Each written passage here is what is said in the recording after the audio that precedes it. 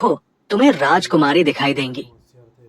वीरमदेव ने संत की उंगलियों के दरमियान में देखा तो उसे एक बहुत बड़े कमरे का मंजर नजर आया, जिसमें राजकुमारी जंजीरों में जकड़ी दिखाई दे रही थी और वो फूट फूट कर रो रही थी। अच्छा, अब तुम आराम करो, कल सुबह मैं तुम्हें हिदायत दूंगा, संत ने थोड़ी देर बाद कहा। और फिर वो रात वीरमदेव और तोते ने संत के झोपड़े में बसर की। फिर संत ने दस्तरखान बिछाया। वीरमदेव हैरान हो रहा था कि दस्तरखान पर तो कोई चीज भी खाने के लिए नहीं है, लेकिन अचानक उसे आसमान से दो बड़ी थालियां नीचे उतरते हुए दिखाई दी और वो दस्तरखान पर आकर रुक गई। उनमें कई किस्म की खाने पीने की चीजें रखी हुई थी। वीरमदेव ने पूछा, बाबा जी, खाना कहाँ से आया है? संत कहने लगे, ये मत पूछो। पहले मेरे लिए खाने का एक थाल था, लेकिन आज एक मेहमान की वजह से दो थाल आ गए हैं। तुम बिस्मिल्लाह पढ़कर खाना शुरू करो। वीरमदेव और संत ने खाना शुरू कर दिया। संत ने अंगूरों का गुच्छा तोते के आगे भी रख दिया, क्योंकि तोते ने बाकी चीजें खाने से इनकार कर दिया था। खाना खाने के बाद संत ने वीरमदेव से कहा, रक्त चुड़ैल ने राजकुमारी जैस्मीन को एक जमीन के अंदर महल में कैद कर रखा है, जो यहाँ से 500 मील के फासले पर दक्षिण पूर्व में स्थित है। मैं तुम्हें जो ताबीज दूंगा उसे अपने बाजू से बांध लेना और आंखें बंद करके कहना कि मुझे रक्त चुड़ैल के महल में पहुंचा दो, और फिर आंखें खोलकर देखोगे तो तुम्हें कई किस्म के खतरों का मुकाबला करना पड़ेगा। सब कुछ बताने के बाद संत ने चटाई के नीचे हाथ डाला, एक ताबीज निकाला और वो ताबीज वीरमदेव के बाजू से बांध दिया और फिर झोपड़ी के अंदर गए तो उनके हाथ में एक तलवार थी। उन्होंने वो तलवार वीरमदेव को पकड़ा दी। वीरमदेव ने कहा, तलवार तो मेरे पास मौजूद है। संत कहने लगे, मुझे इल्म है, लेकिन ये मामूली तलवार नहीं बल्कि तिलिस्मी तलवार है। इससे तुम शैतानी ताकतों को खत्म कर सकोगे और ताबीज की मौजूदगी में तुम पर कोई जादू असर नहीं कर सकेगा। एक और अहम बात, बेशक तुम रक्त चुड़ैल को शिकस्त दे दोगे, लेकिन उसकी मौत नहीं होगी, क्योंकि उसकी जान कहीं जंगल के दामन में मौजूद एक बहुत बड़े दरख्त की आखिरी शाखा पर मौजूद मैना में है। वो मैना पिंजरे में बंद है। जब तक तुम उस मैना को खत्म नहीं करोगे, चुड़ैल नहीं मर सकेगी। समझ गए ना? संत ने बताने के बाद उससे पूछा। वीरमदेव ने कहा, अच्छी तरह समझ गया हूँ संत। अब मुझे इजाजत दीजिए ताकि मैं सफर शुरू करूं। ठीक है, अब तुम जा सकते हो, संत ने इजाजत देते हुए कहा। वीरमदेव अपने घोड़े को साथ लेकर बाग से बाहर निकल गया। तोता उसके कंधे पर बैठा हुआ था। बाग से बाहर आकर वीरमदेव घोड़े पर सवार हो गया और फिर आंखें बंद करके बोला, मुझे रक्त चुड़ैल के महल तक पहुंचा दो। इतना कहकर वीरमदेव ने आंखें खोल दी और फिर ये देखकर वो हैरत में पड़ गया कि वो संत वाले बाग के करीब नहीं बल्कि एक बहुत बड़े पहाड़ के सामने खड़ा है और वो खुद घोड़े पर सवार था और उसके कंधे पर तोता भी मौजूद था। तोता कह रहा था, वीरमदेव, यही वो पहाड़ है जिसके मुतालिक बात वाले संत ने फरमाया था और इसके नीचे रक्त चुड़ैल का महल है। भगवान जाने रास्ता किस तरफ होगा। रास्ता मिल जाए तो हम आसानी से जमीन के अंदर महल में दाखिल हो सकते हैं। वीरमदेव ने चारों तरफ देखते हुए कहा। वो उस वक्त जिस पहाड़ के सामने खड़े थे, वो पहाड़ शंकु के आकार का था और बहुत बड़ा था। वीरमदेव का अंदाजा था कि अगर उस पहाड़ के गिर्द चक्कर लगाया जाए तो एक दिन तो लग ही जाएगा। कुछ देर सोचने के बाद उसने पहाड़ के गिर्द घूम फिरकर रास्ता तलाश करने का फैसला कर लिया। उसने तोते से कहा, मियाँ तोते। वीरमदेव ने भी घोड़े का रुख मोड़ा और पहाड़ के साथ साथ चलने लगा। दोपहर तक वो पहाड़ी के एक तरफ का जायजा ले सका। फिर शाम होने से पहले उस जगह पहुंच गया जहां से चला था, लेकिन उसे जमीन के अंदर महल का रास्ता न मिल सका। वो बड़ा परेशान हुआ कि क्या किया जाए। तोता भी सोच रहा था वो किस तरह रास्ता तलाश करे। उन्हें पहाड़ में मामूली सी खो भी नजर नहीं आई थी जिस पर वो महल का रास्ता होने का शक कर सकते। वीरमदेव ने तोते से पूछा, अब क्या किया जाए दोस्त? मेरी तो कुछ समझ में नहीं आता। हम कल फिर पहाड़ का चक्कर लगाएंगे, हो सकता है कल हमें रास्ता मिल जाए। तोते ने जवाब दिया। अभी वो बातें कर ही रहे थे कि उन्हें किसी के हंसने की आवाज आई। वीरमदेव और तोते ने इधर देखा। उनसे कुछ फासले पर लाल रंग की चुड़ैल नुमा औरत खड़ी हंस रही थी। उसकी हंसी इतनी बदसूरत थी कि वीरमदेव को घिन आने लगी। वीरमदेव के कंधे पर बैठे हुए तोते ने वीरमदेव का पानी ने बुलंद आवाज में कहा, मियां मिट्ठू, तुम चमचागिरी क्यों कर रहे हो? करीब आओ, मैं तुम्हें मजा सिखाऊंगा। राजकुमारी जैस्मीन को मेरे हवाले कर दो बकवास न करो नादान लड़के। मैं चाहूँ तो तुम्हें चींटी की तरह मसल कर रखूं। रक्त चुड़ैल ने चिल्लाकर कहा। अभी मालूम हो जाता है कि कौन चींटी है। मैं तुम्हें खत्म करने आया हूँ, वीरमदेव ने कहा और फिर तलवार निकालकर रक्त चुड़ैल की तरफ बढ़ने लगा। रक्त चुड़ैल वीरमदेव को अपनी तरफ बढ़ते देखा तो उसने फौरन ही हाथ हवा में लहराया। उसके हाथ लहराते ही अचानक 5 खौफनाक शक्लों वाले जिन्न जाहिर हो गए। उनके चेहरे बहुत खौफनाक थे। लंबे लंबे दांत और नुकीले नाखून देखकर खौफ आता था, लेकिन वीरमदेव जरा भी न घबराया। उसके हाथ में संत की दी हुई तिलिस्मी तलवार थी और वीरमदेव को भगवान पर यकीन था। 5 जिन्न बड़े उन पर हमला कर दिया।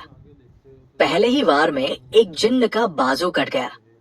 एक जिन्न ने वीरमदेव के टांग पकड़कर खींचनी चाही, लेकिन वीरमदेव ने फौरन उसके मुंह पर जोरदार थप्पड़ मारा और वो जिन्न उलटकर दूर जा गिरा। वीरमदेव ने तलवार का एक भरपूर वार उसकी टांगों पर किया और जिन्न की दोनों टांगे कट गई। उसके साथ ही वो गायब हो गया। जिसका बाजू कटा था वो भी नजर नहीं आ रहा था। अब वीरमदेव के मुकाबले पर सिर्फ 3 जिन्न थे। वीरमदेव का साथी तोता बड़े आराम से एक तरफ की चोटी पर बैठा जिन्नों के साथ अमेरिकी खून की जंग देख रहा था और उसका हौसला बढ़ाने के लिए नारे लगा रहा था। अब तीनों जिन्नों ने मिलकर वीरमदेव पर हमला किया। वीरमदेव ने फौरन तलवार एक जिन्न के सीने में घूंपी। जिन्न के मुंह से जबरदस्त।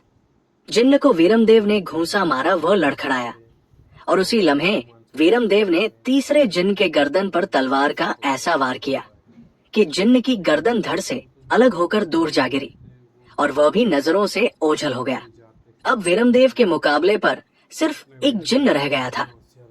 रक्त चुड़ैल एक तरफ खड़ी गुस्से से दांत पीस रही थी और अपने जिन्नों को कोस रही थी। फिर जब उसने सिर्फ एक जिन्न को देखा तो उसने फौरन ही फिजा में हाथ लगाया। दूसरे लम्हे उसके हाथ में कहीं से तलवार आ गई। वह 2 धारी तलवार थी और उसके दस्ते पर हीरे जवाहरात जड़े हुए थे।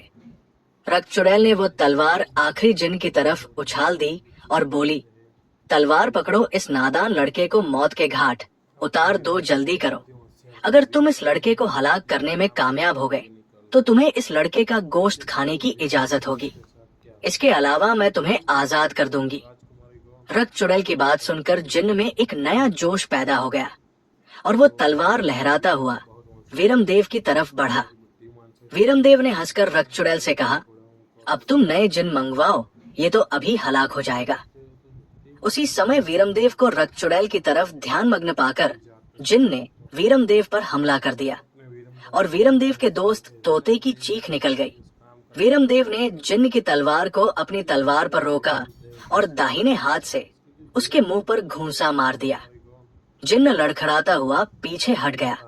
वीरमदेव ने फौरन उसके सर पर तलवार का वार कर दिया, लेकिन जिन्न अपनी तलवार फौरन अपने सर पर करके वीरमदेव की तलवार को रोका और वीरमदेव की टांग पकड़कर खींच ली। वीरमदेव पीठ के बल गिर पड़ा और उसी समय उठकर वीरमदेव पर तलवार का भरपूर वार किया। नजरों से गायब हो गया। जिन्नों के खत्म होते ही तोते ने वीरमदेव को मुबारकबाद दी, उल्लू के पट्टे, तुम्हारी गर्दन में अपने हाथ से मरोड़ूंगी। चुड़ैल ने गुस्से में तोते से कहा और फिर अचानक नजरों से गायब हो गई। रक्त चुड़ैल के गायब होते ही तोते ने ठहाका लगाया और वीरमदेव के कंधे पर आ बैठा। बस दिल कही कि अब अपनी मौत सामने देखकर भाग गई है। तोते ने वीरमदेव से कहा, लेकिन अब हम क्या करें? रक्त चुड़ैल के महल का रास्ता किस तरह तलाश किया जाए? वीरमदेव सोचते हुए कहा, मैं एक बार फिर चक्कर लगाता हूँ, शायद भगवान हमारी मदद करे। तोते ने कहा और फिर पहाड़ पर उड़ने लगा।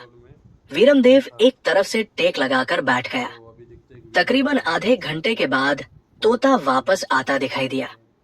वीरमदेव फौरन खुशी में रास्ता बना हुआ है, तो उसने कहा। वीरमदेव फौरन उसके साथ चल दिया।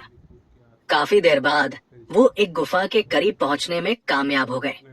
गुफा बड़ा तंग था और गुफा के मुंह पर 2 जिन्न खड़े पहरा दे रहे थे।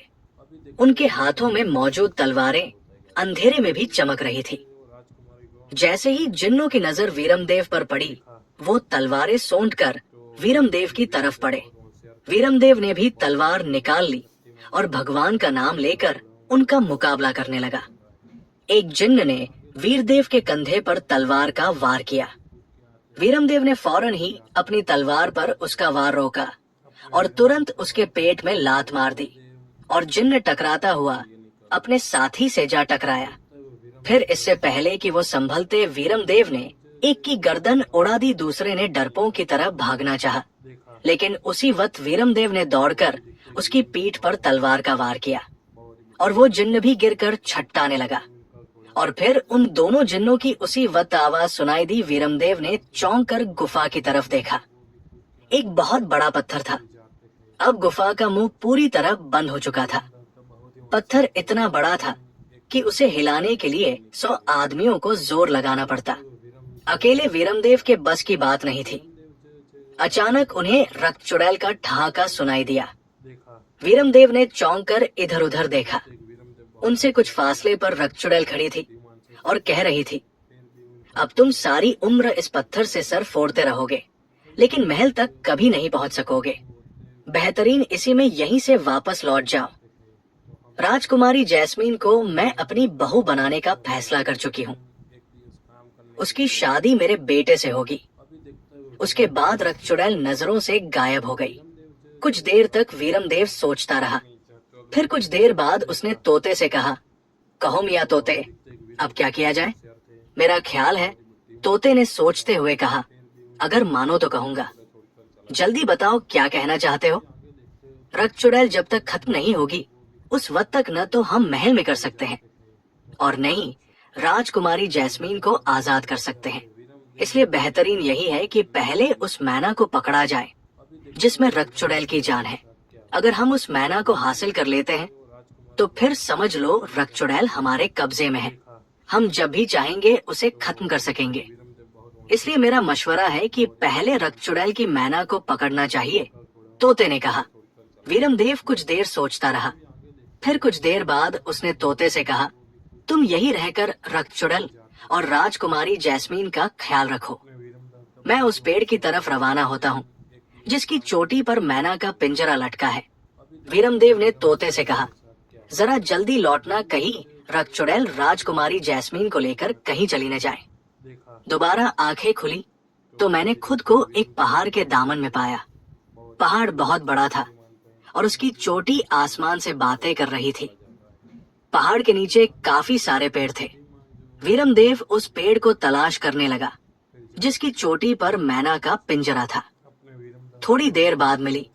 दरख्त की आखिरी शाखा पर एक पिंजरा लटक रहा था जिसमें एक मैना कैद थी। जैसे ही मैना ने वीरमदेव को देखा, वो चीखने चिल्लाने लगी। वीरमदेव पेड़ के तने की तरफ बढ़ा ताकि उस पर चढ़कर मैना के पिंजरे तक पहुंच सके, लेकिन तने के करीब पहुंचकर रुक गया। बात ही कुछ ऐसी थी। पेड़ के तने से खौफनाक अजगर लिपटा हुआ था। उसका मुंह खुला हुआ था और उसमें से आग के शोले निकल रहे थे। वीरमदेव सोचने लगा, अब क्या किया जाए? दरख्त पर कैसे चढ़ा जाए? अगर वो करीब गया तो मुंह से निकलने वाली आग उसे जलाकर भस्म कर देगी। कुछ देर तो इस बारे में सोचता रहा और अभी वो सोच ही रहा था कि उसे अपने करीब फुफकार सुनाई देने लगी। उसने चौंक कर जमीन पर देखा तो अजगर पड़ा था। जमीन पर काले रंग के सांप रेंग रहे थे, लेकिन सबसे अजीब बात ये थी कि जो सांप भी वीरमदेव के बाजू से लगता था वो फौरन गायब हो जाता। वीरमदेव समझ गया कि ये सब ताबीज का करिश्मा है जो उसके बाजू में बंधा हुआ है। ये देखकर वीरमदेव को कुछ हौसला हुआ और वो सोचने लगा कि पेड़ के तने से लिपटा हुआ अजगर यकीनन जादू का होगा और जरूर संत के कहने के मुताबिक जादू की कोई चीज उस पर असर नहीं कर सकती। चुनाचे वीरमदेव ने फैसला कर लिया कि वो अजगर को खत्म करके पेड़ पर चढ़ जाएगा। फिर उसने म्यान से तिलिस्मी तलवार निकाली और पेड़ की तरफ बढ़ने लगा। उसको अपनी तरफ आता देखकर अजगर और जोर से फुफकारने लगा। उसके मुंह से निकलने वाले शोले वीरमदेव के जिस्म से छूने लगे, लेकिन वीरमदेव पर आग ने कोई असर न किया। जब वीरमदेव ने देखा कि आग उसे कोई नुकसान नहीं पहुंचाती तो उसका हौसला बढ़ गया। उसने करीब जाकर तलवार अजगर की आंख में मार दी और अजगर की फुफकारें और तेज होने लगी। वीरमदेव ने उसकी दूसरी आंख में भी तलवार मारी। फिर वो अजगर के जिस्म पर तलवार के वार करने लगा। चंद लम्हों के अंदर अंदर उसने अजगर के टुकड़े टुकड़े कर दिए। अब वो आसानी से चढ़कर मैना का पिंजरा उतार सकता था। उसने तलवार म्यान में डाली और पेड़ पर चढ़ने लगा, लेकिन उसने हिम्मत न हारी और थोड़ा सा सांस लेने के बाद दोबारा ऊपर चढ़ने लगा। थोड़ी देर बाद वो मैना के पिंजरे तक पहुंच गया। मैना ने वीरमदेव को देखा तो एक बार फिर से चीखने लगी। वीरमदेव ने तलवार के जरिए रस्सी काटी जिससे पिंजरा शाखा के साथ बंधा हुआ था। फिर उसने पिंजरा हाथ में पकड़ लिया और जैसे ही नीचे उतरने लगा उसका पांव फिसल गया और सैकड़ों फीट की बुलंदी से नीचे गिरने लगा। उसके हाथ से पिंजरा भी छूट गया, लेकिन इससे पहले कि वो जमीन से टकराता वहां पर वही संत नामदार हुए जिन्होंने वीरमदेव की मदद की थी।